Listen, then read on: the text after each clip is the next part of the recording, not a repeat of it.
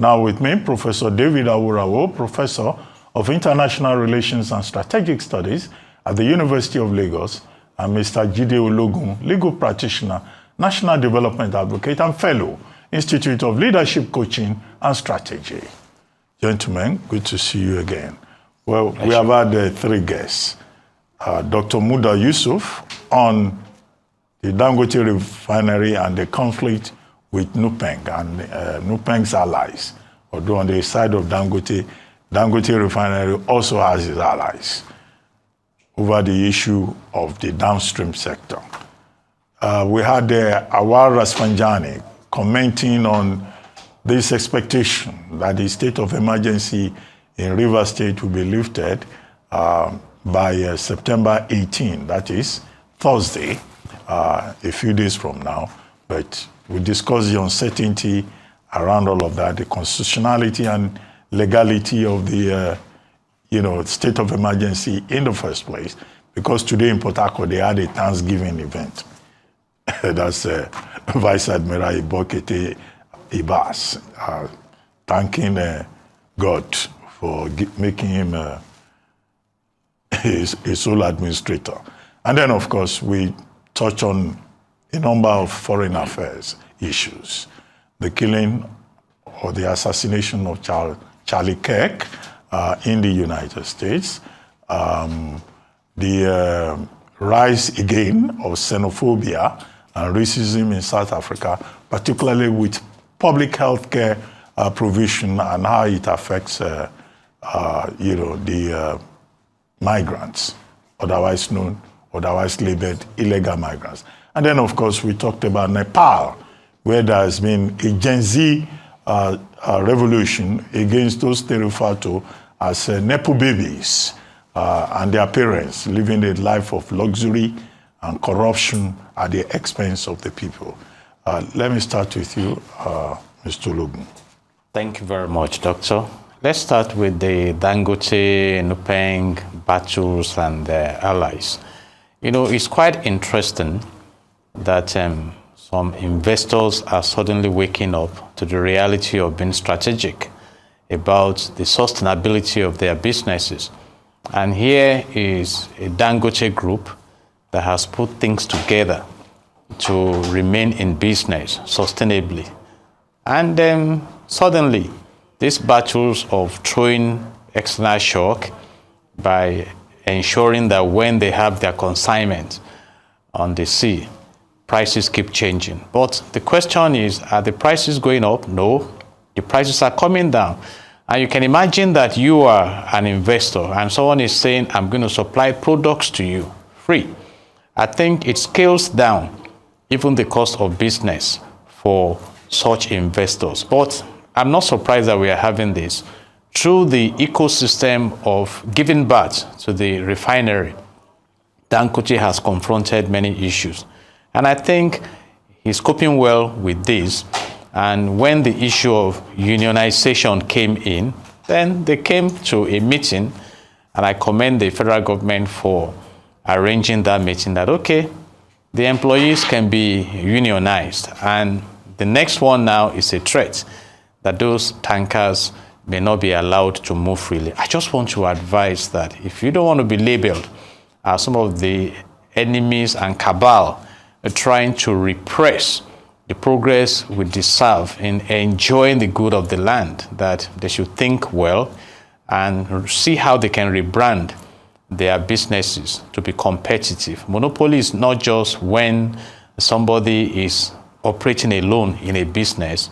It can also be somebody who is strategic amongst default operators. So I throw it more as a challenge to the operators to re-strategize. And that brings us to the case of Rivers State. It's quite also worrisome, particularly when you consider the fact that the major stakeholders may not even be on ground now, as the 18th of August is approaching. The president is still expected to return from his working leave, even though I know it's a working leave. He can give directives from there. At the time, the former president, Muhammadu Buhari, in fact, the vice president had to go and consult him in London and return to Nigeria. But then the big question is still on the table.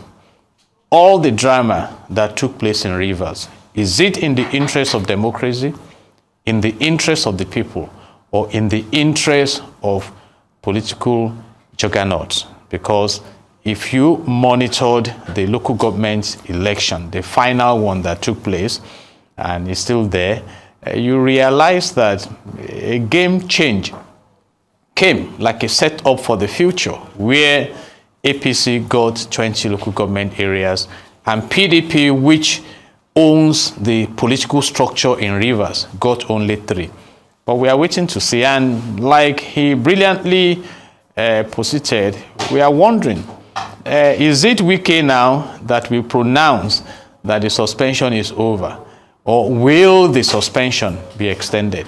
We are still waiting, and we should not also forget that even in the National Assembly, that we consider major stakeholders, the issue of Natasha returning to her seat is still hanging. They are saying they may not allow her to return until the issues in court are trashed out. So there are several issues, but I wish the people of Rivers State the best, and if eventually Fubara is restored, I hope that the season of focusing on the dividends of democracy will be given back to. And of course, there can still be other re-strategization towards 2027, which some have perceived as major concerns in Rivers State. And that takes us to the case of the US, where Kirk was shot. And I quite agree that Donald Trump himself has been heating up the policy, and extremism is coming to play right now.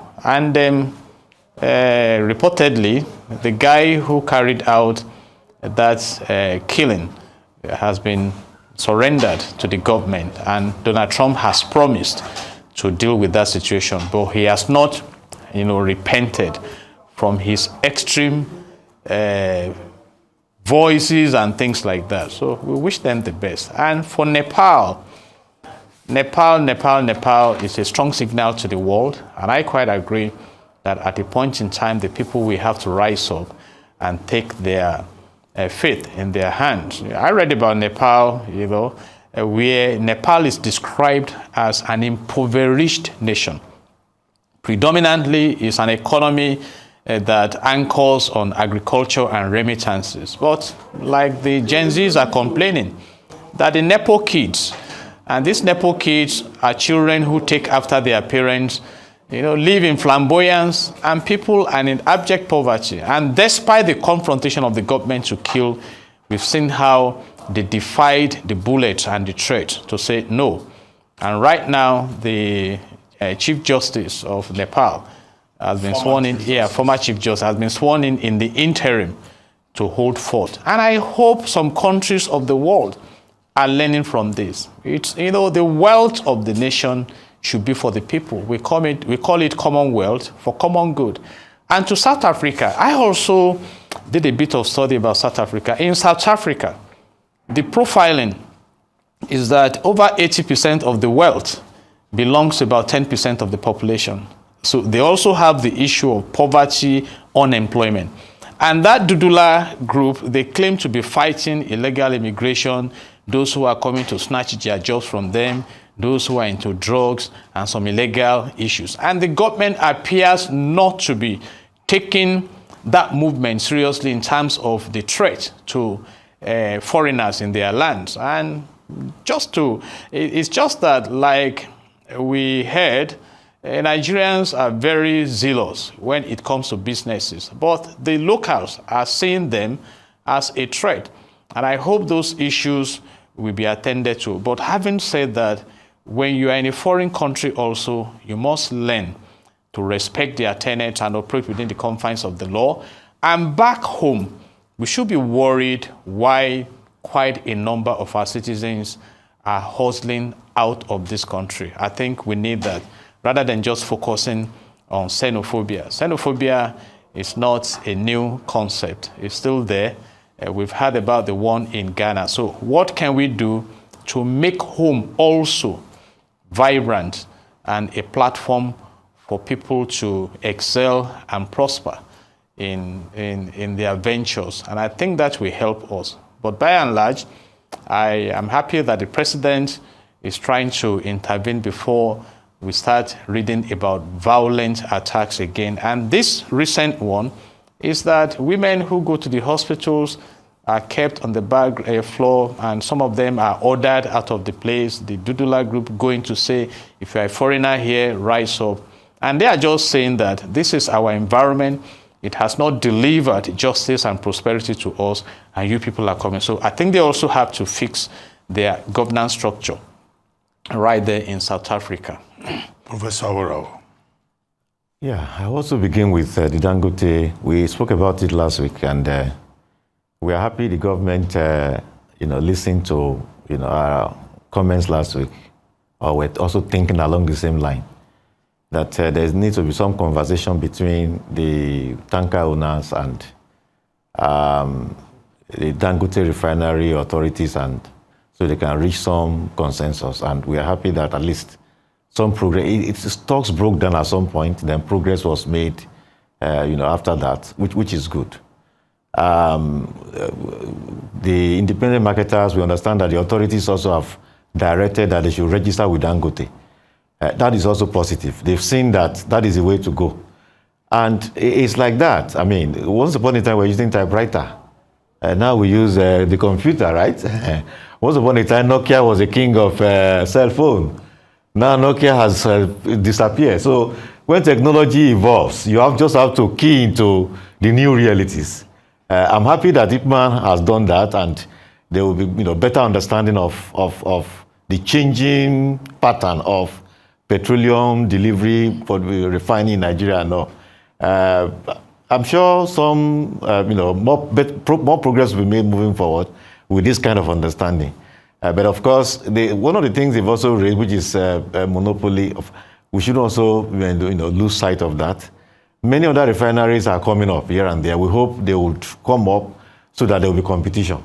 Because now we are siding with Dangote. If Dangote seizes the whole, petroleum products are a necessity. We need it.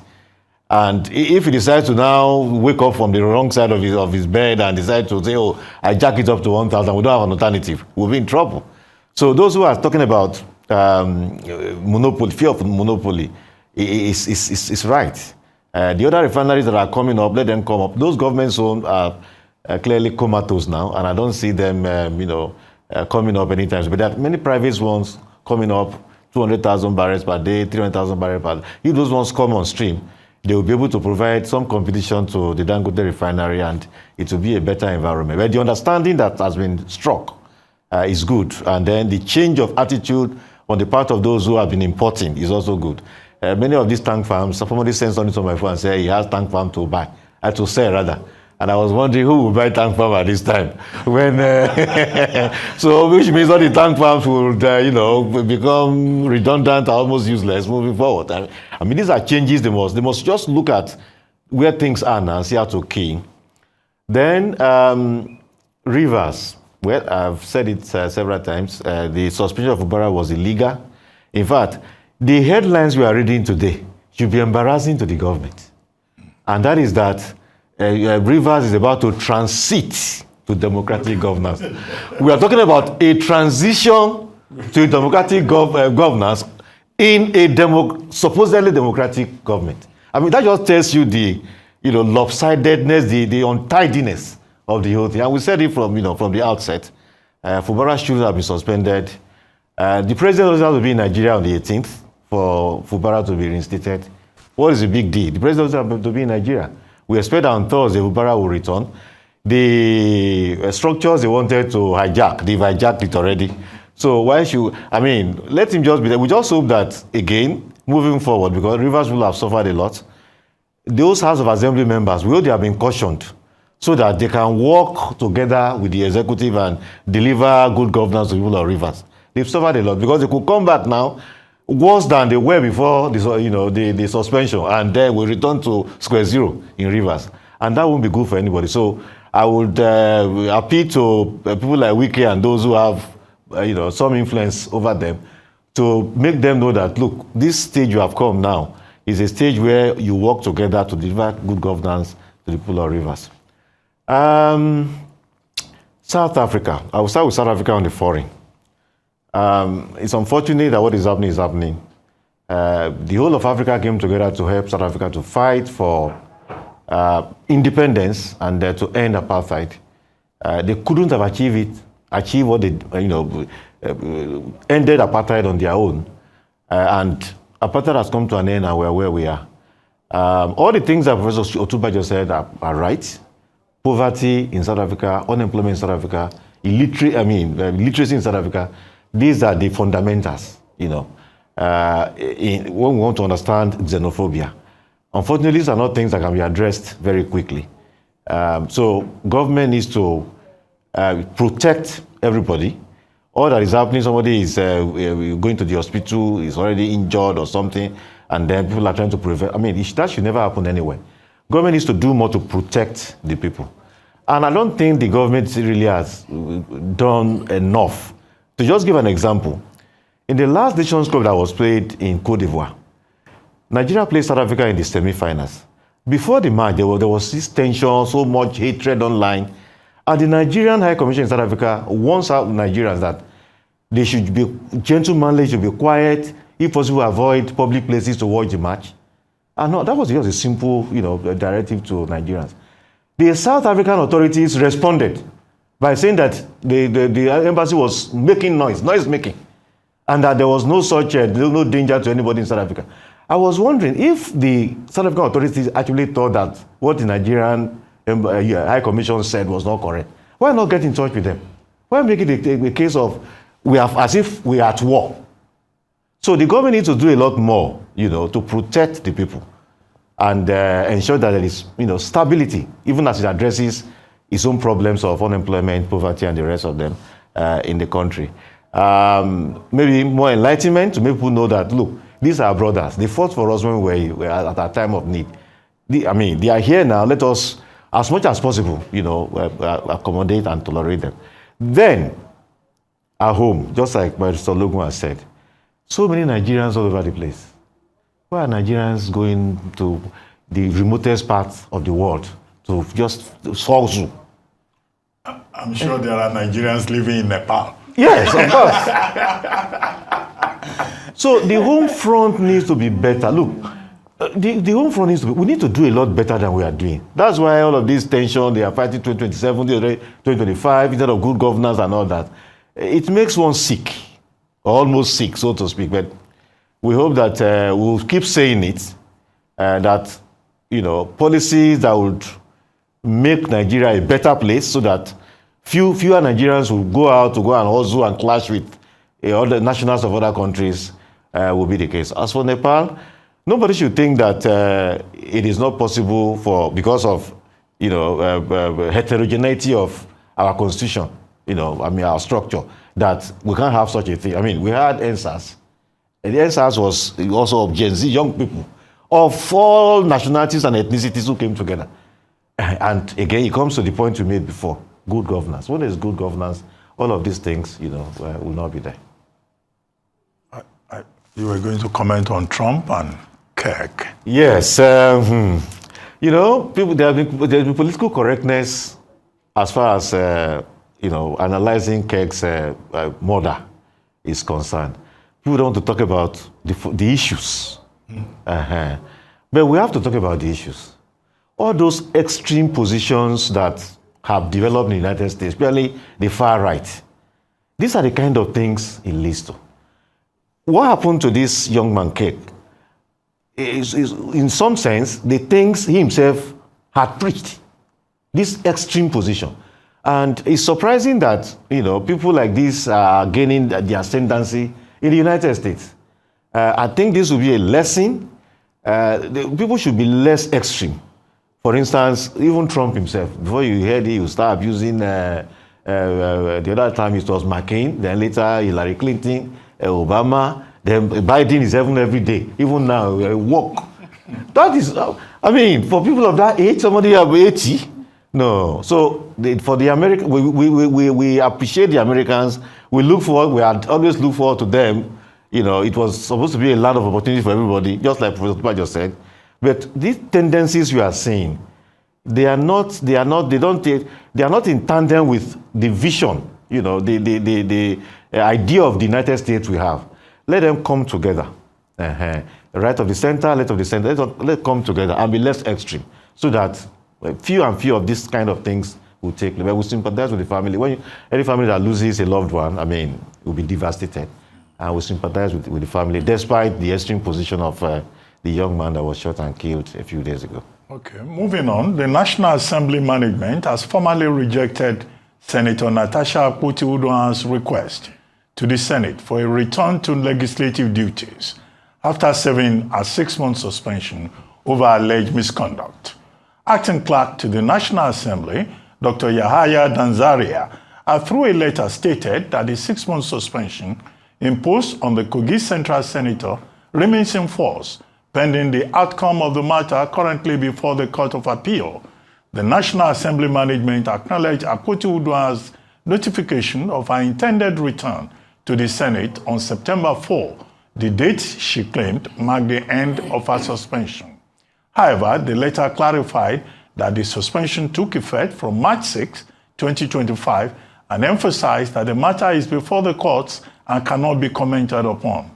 The letter stated that the Senate will only review her suspension after the court's final pronouncement, and that she will be duly notified of the Senate's decision on the matter as soon as it is resolved. Let me come back to you, Professor Aworawo. This is pure oppression.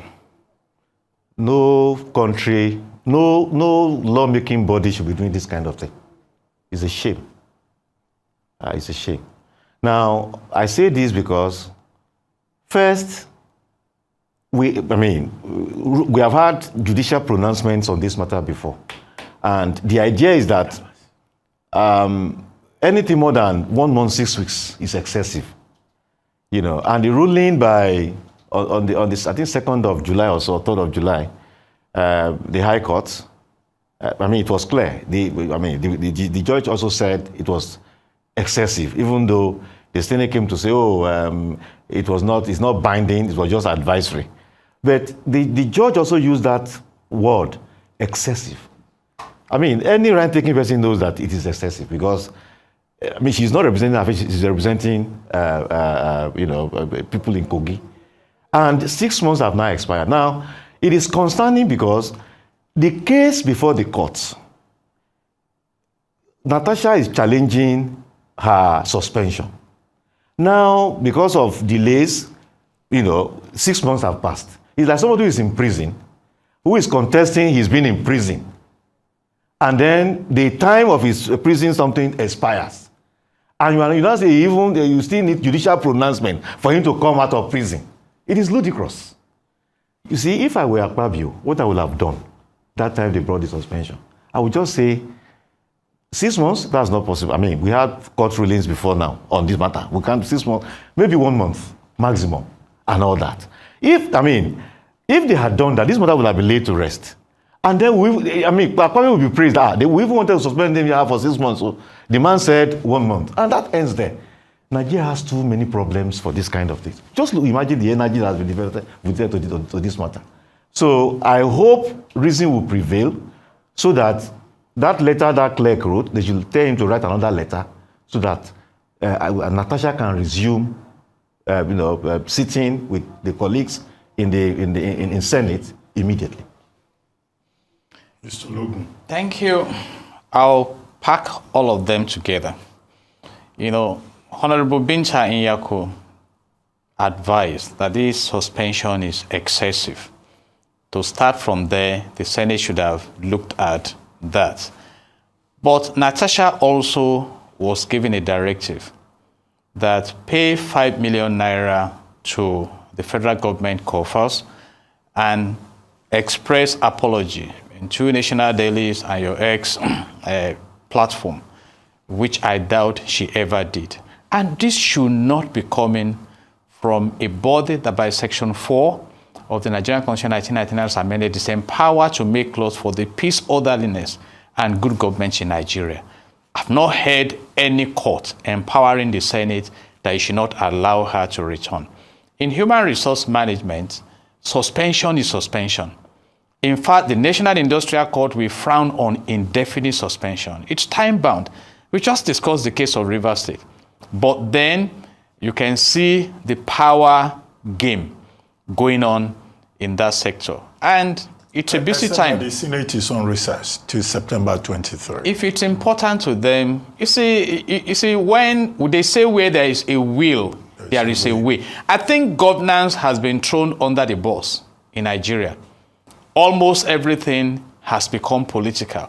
And it's not the best of impression that we are creating. In public relations, you talk about image and reputation. Even when you are trying to paint a good image of the country, the things you do will define your reputation. So who are we? Are we really about rendering service or about respecting the rule of law? But here we are. Like I said, the judiciary will remain busy in the meantime, and I hope that the legislators will operate in a way that they can earn the accolade of being honorable. Okay, let's take our last topic of the day, which is something I think you'll find exciting. Nigerian celebrity chef Hilda Bassi last Friday inched closer to achieving a culinary feat by preparing the largest pot of jollof rice, as she completed the challenge and now aims for recognition from the Guinness World Records. Bassi, who shot to fame in 2023 after breaking the Guinness World Record for the longest cooking marathon with a 93-hour effort, took up the ambitious challenge using a 6-meter wide custom-built pot. Jollof rice, a staple dish across West Africa, has long been a cultural marker of pride, particularly for Nigeria and Ghana, where its preparation is often the subject of spirited rivalry. Now, when the jollof rice was ready, I saw a lot of people, taking their own share of it. In fact, one fellow, I don't want to embarrass him, but he went there with a big container. The security people had to remind him that, no, this jollof rice is not for you, But, it was exciting. And the vice president has encouraged her for that she demonstrated the Nigerian spirit and that Nigerians are achievers, whether it's jollof rice or it is music or it is a reading marathon. But what do you think, Mr. Ologun? Thank you very much. So I just want the government to learn, like Bassi has pushed the frontiers of exploits, that the government should also please push the frontiers of making food available to Nigerians, good governance available to Nigerians, and place us on the global record of a caring nation, because one of her intentions was to make focus on the need for food availability. And I admire her creativity. But she's waiting for Guinness Book of Records to consider whether she will be listed. And I think we should all learn that there is no greatness in the comfort zone. So even whatever you have achieved in life, aim for a higher achievement. So congratulations to her. Except I found really instructive the number of Nigerians that trooped out. Yeah. First ladies, persons, celebrities, actresses, actors who went there, and they stayed with her until that pot of jollof rice was ready. What took her to prepare for that was also a lesson on resilience. But do you think the large population of persons who went there to have a taste of the jollof is an indication of the hunger in the land? Not necessarily. In such an environment. The crowd was so large. Exactly, but they will be profiled, you trust. Okay. Professor Aworawo. Well, let's discuss jollof. Yes, I want to congratulate Hilda Bassi for her feat. The determination, the commitment, the tenacity, and the sincerity of purpose with which she approached the whole thing. At least it speaks to the Nigerian spirit all over the place. I mean, in the US, in the UK, in Canada, everywhere, you see Nigerians, they're either standing out or they are standing. It's highly commendable what she did. And it wasn't one smooth thing like that as well.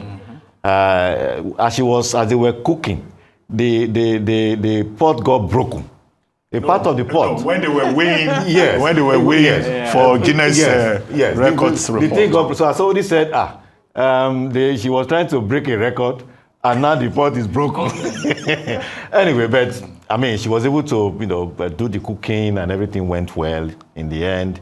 Rice was shared to as many people. I'm not even sure they finished sharing the thing because it was so much. We saw the Yes, they packed, but there was still they packed them into packs and they were distributed. Okay. Yes, They took them to the streets. yes, She must have studied Jesus feeding 5,000. to distribute. And those who were present, they just went to encourage her, which is also very good. Exactly. People from different ethnic groups, they were not just either Epic or Ibibio, from across the country. And that's the kind of thing we encourage. When we come together like this, we achieve a lot. My Chinese friend always reminds me that one broomstick cannot sweep the floor. You need, the bunch to be able to sweep. So congratulations to her. Congratulations to Nigerians for Hidabachi's feat. Thank you very much, Professor Aworawo. Thank you, Mr. Ologun. I can well imagine that maybe your dinner today will be jollof rice. Now that you've been truly inspired by the example of Hidabachi. It's pounded yam. These are our people. And pounded yam. That's our pounded yam. You can eat pounded yam in the morning, in the afternoon. And it works against high blood pressure, So. Oh, really? Yeah. Pounded yam? Yeah. That's proven. Give it a test. Thank you very much. Thank you, Professor Aworawo. You've been watching This Day Live, the Sunday talk show here on Arise News. I'm Ruben Abati. From my entire team here in Lagos, it's bye for now, and thank you very much for watching.